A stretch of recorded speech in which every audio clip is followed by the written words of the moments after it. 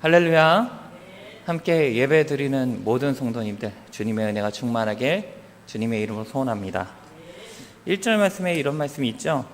유다 왕들 요담과 아하스와 히스기야 시대에 모레셋 사람 미가에게 임한 여호와의 말씀 곧 사마리아와 예루살렘에 관한 묵시라 라는 말씀이 있죠. 오늘부터 미가서를 이야기할 텐데요. 이 미가에 대해서 우리가 조금 알아야 미가서에 대한 이해도가 좀 높을 것 같습니다. 미가는 그 이름의 뜻은 누가 여호와와 같은가 라는 뜻입니다. 그리고 미가가 활동했던 시기에 세 명의 왕이 있죠. 요담 왕, 아하스 왕, 그 다음에 히스기야 왕이 있습니다. 여기에서 요담 왕은 우시아의 아들이었습니다. 근데 아버지가 하나님 앞에 옳은 일을 행한 것 같이 또 옳은 일을 행했어요. 하지만 우상에게 절하는 산당은 없애지 않았습니다.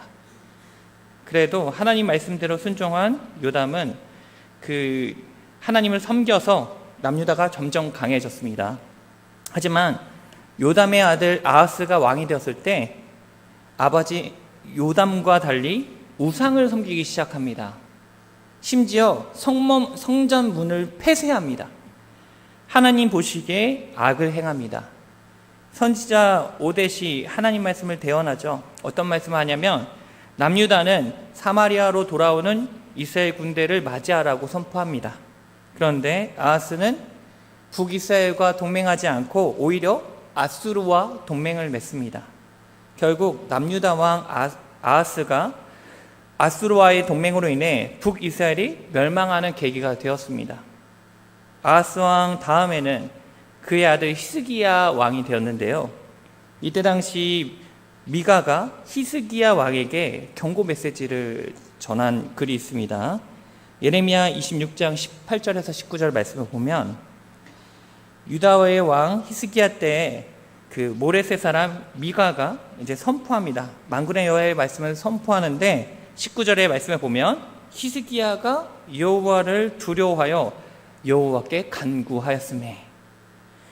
히스기야는 미가가 선포한 말씀을 업신여기지 않고 그 말씀을 듣고 하나님을 경외합니다. 회개한 히스기야는 종교개혁을 실시하죠.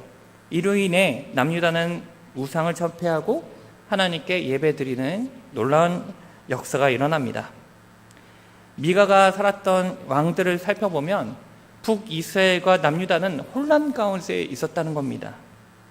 그런 가운데 하나님께서 미가를 통해서 말씀을 선포했습니다. 그것이 바로 미가서입니다. 그래서 오늘 본문을 보면 하나님의 일하심에 대해서 이야기하고 있는데요. 하나님께서 우리들에게 어떻게 일하고 계시는지, 어떻게 말씀하고 계시는지, 우리가 이 말씀을 어떻게 받아들여야 하는지를 오늘 말씀을 통해서 알아보도록 하겠습니다. 먼저 하나님께서는 우리를 지켜보고 계신다는 겁니다. 아까 미가의 생애에 지냈던 왕들을 나열하면서 그 왕들의 사항들을 간략히 설명드렸죠. 그 왕들을 보게 되면 하나님께 경배드리고 하나님을 경외했던 왕도 있는 반면 하나님을 업신여기는 왕도 있습니다. 하나님은 자신을 업신여기는 왕에게 하나님의 징계가 있었지만 남유다를 바로 멸망시키지 않으셨어요. 지켜보고 계십니다. 아하스 왕이 하나님께서 선지자를 통해서 선포된 말씀을 업신여기죠.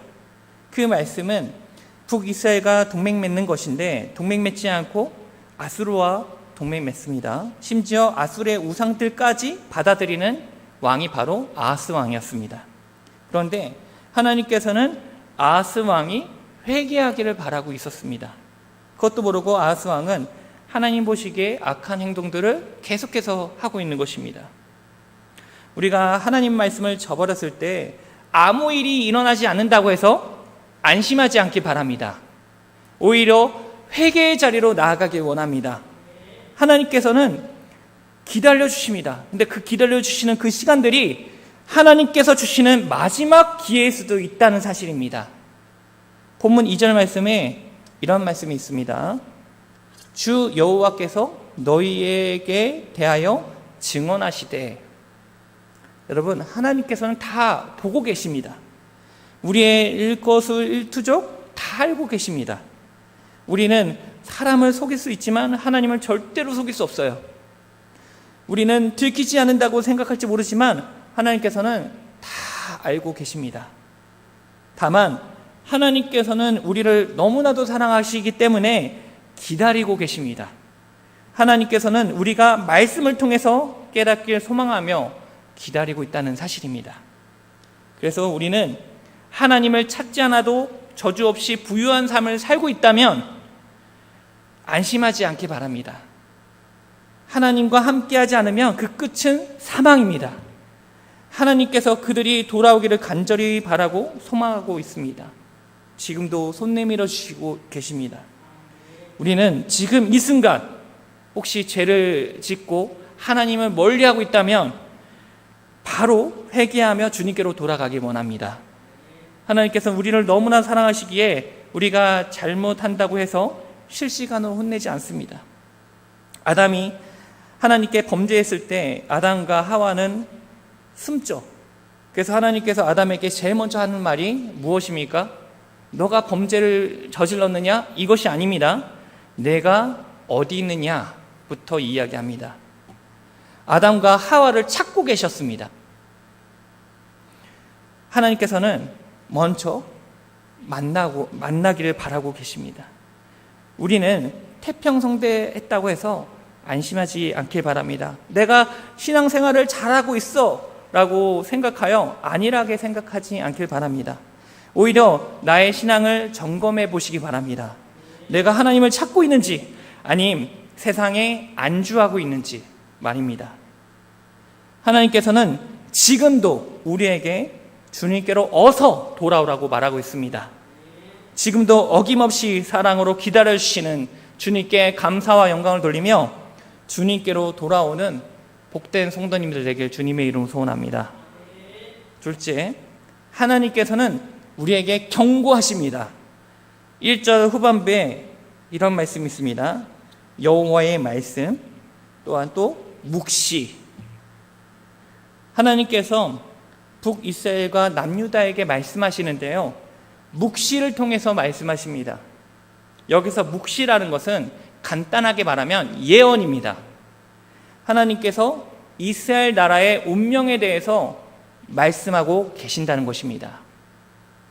그래서 미가는 하나님의 경고에 대해서 어떻게 해야 하는지, 대처해야 하는지를 이야기하고 있는데요, 2절 말씀에 백성들아 너희는 다 들을지어다. 땅과 거기에 있는 모든 것들아 자세히 들을지어다. 아멘. 하나님께서는 이스라엘 백성들이 하나님의 경고에 대해 듣기를 원하고 계십니다. 하나님께서는 하나님의 메시지를 업신여기지 말고 귀 기울이기를 원하고 계십니다. 하나님께서 그들에게 경고의 메시지를 말씀하신 것은 이스라엘 백성들을 미워해서가 아닙니다. 미워했으면 바로 그냥 경고도 없이 징계했겠죠. 하나님께서는 우리를 사랑하셔서 그 경고를 통해서 우리의 죄가 벗어나길, 우리가 죄에서 벗어나서 생명으로 가길 원하고 계신다는 것입니다. 또한 하나님께서는 친절하게 미가 선지자를 통해서 이스라엘에게 경고를 왜 했는지를 알려주고 계십니다. 본문 5절 말씀에 이런 말씀이 있습니다. 이는 다 야곱의 허물로 말미암음이요 이스라엘 족속의 죄로 말미암음이니라. 야곱의 허물이 무엇이냐? 사마리아가 아니냐? 유다의 산당이 무엇이냐? 예루살렘이 아니냐? 하나님께서 그들을 경고하신 이유는 북이스라엘과 남유다의 죄 때문에 그렇다라고 친절하게 설명하고 계십니다. 사마리아와 예루살렘은 각 나라를 대표하는 도시이자 자랑하는 도시들입니다. 그런데 그 도시들이 죄악 가운데 빠져 있다라고 말하고 있습니다. 북이스라엘은 베델과 단에 금송아지 우상을 세워놓고 우상을 섬깁니다. 또한 남유다는 산당을 없애지 못했어요. 여기서 산당은 우상들이 예배를 드리는 장소인데요, 바알과 같은 우상들이 드리는 장소들입니다. 그들이 드려지는 제사는 음란하고 하나님 보시기에 악을 행하는 제사였습니다. 하나님께서 이스라엘 죄에 대해서 명확하게 알려주고 계신다는 겁니다. 오늘날 우리에게도 경고의 메시지를 성경을 통해서, 성경 66권을 통해서 말씀하고 계십니다. 성경 말씀을 묵상하면서 우리 가볍게 지나치지 않길 바랍니다. 제가 이번 주일에 10월 27일 연합예배를 후발 주자로 이렇게 갔습니다. 사람이 많이 몰리니 또 불의의 사고가 나지 않을까 또 염려를 갖고 집회에 참여했습니다. 그런데 생각보다 사람이 지하철에 몰리지 않았고 질서정연하게 집회에 참여하는 모습을 보았습니다. 그리고 그 집회를 통해서, 말씀을 통해서 아멘 아멘 화답하며 기도할 때는 손을 들고 간절하게 기도하는 모습을 보았습니다. 그래서 그 모습을 보면서 어떤 것을 느꼈냐면, 엘리야가 지쳐 있을 때 하나님께서 바알에게 꿇지 않는 7,000명의 동역자들이 있다라고 힘을 내라 라고 말씀하셨던 것처럼, 우리나라에 이렇게 나라를 걱정하기 위해 기도하고 동성애가 죄이며 동성애자들이 주님께로 돌아오기를 바라는 마음으로 간절히 기도하는 사람들이 많구나 하는 기대와 소망 가운데 힘을 얻고 집으로 갔습니다. 우리는 하나님께서 싫어하시는 죄를 경시하지 않길 바랍니다. 우리는 연약하기 때문에 죄를 저지를 수 있습니다. 그럴 때 그냥 지나치는 것이 아니라, 그냥 어중이 떠중이 하고 넘어가는 것이 아니라 반드시 회개하길 바랍니다. 속히 주님께로 돌아오길 바랍니다. 죄를 미워하되 하나님 말씀에 경청하며 하나님을 경외하며 그 말씀을 지켜나가며 나아가는 복된 성도님들 되길 주님의 이름으로 소원합니다. 셋째, 하나님께서는 심판하십니다. 3절 말씀에 이런 말씀이 있습니다. 여호와께서 그의 초소에서 나오시고 강림하사 땅의 높은 곳을 밟으실 것이라. 우리 심판이라는 말을 들으면 일단 무서워 떠는 사람들이 있습니다. 그런데요, 심판은 단순히 겁주기 위한 수단이나 우리를 저주하는 수단이 아닙니다. 심판은 하나님의 공의가 실현되는 것입니다. 심판은 옳고 그름을 판단하는 것입니다. 심판은 믿는 자들에게는 기쁨이며 영광이 되는 일이며 믿지 않은 자들에게는 두려움과 공포입니다. 8절에서 9절, 13절 말씀에 보면 이런 말씀이 있습니다. 9절에 내 백성의 성문 곧 예루살렘에서도 미쳤음이니라. 13절에 이는 이스라엘의 허물이 내게 보였음이니라. 심판으로 인해 징계를 받는 것인데요, 다 유다의 죄 때문이며 이스라엘 허물 때문이다 라고 말합니다. 하나님의 경고를 끝까지 듣지 않은 자들은 하나님의 공의가 실현될 것이다 라는 것을 말씀하고 계십니다. 하나님께서 뱉은 말은 그대로 이루어집니다. 하나님의 심판이 이루어집니다. 이 심판은 하나님께서 우리를 싫어해서가 아니라 하나님의 말씀을 듣지 않는 죄악이 가득 찼기 때문입니다. 믿는 자들은 심판 후에 하나님께서 우리를 향한 회복하심을 주실 것이라는 것을 말씀하시죠. 그 회복하심은, 그 소망은 예수 그리스도일 줄 믿습니다. 우리의 생명 되시며 우리의 구원자 되시는 예수님께서 우리를 구원해 주실 줄 믿습니다. 믿음을 끝까지 지키는 자에게는 심판이 영원한 멸망이 아니라 우리를 구원하시며 하나님 백성으로 인도하시는 예수 그리스도의 이름으로 하나님과 영생을 누리는 복을 누릴 줄 믿습니다.